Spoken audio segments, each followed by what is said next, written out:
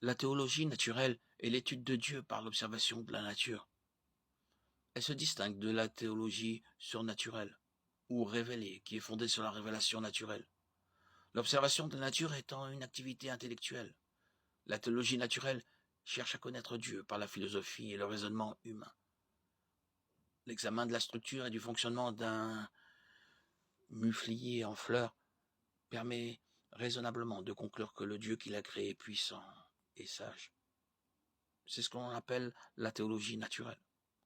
L'examen du sens et du contexte de Jean 3,16 permet raisonnablement de conclure que Dieu est riche en bonté et plein d'amour. Ici, il s'agit de la théologie révélée.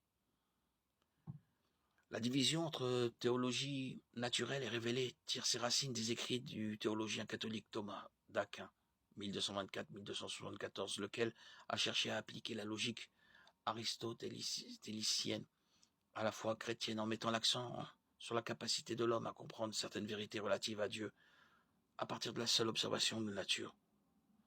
Thomas d'Aquin maintenait cependant la subordination de la raison humaine à la révélation divine transmise par l'Église. Il faisait une distinction claire entre les vérités accessibles à la raison naturelle et les fondements doctrinaux. Il appelait les vérités connaissables naturellement des vérités préliminaires. La raison peut mener à la foi, mais pas la remplacer.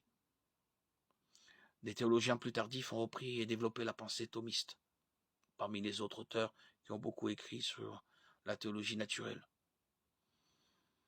Au fil des années, la foi chrétienne s'est réduite à une philosophie rationnelle, dont la dimension miraculeuse était minimisée.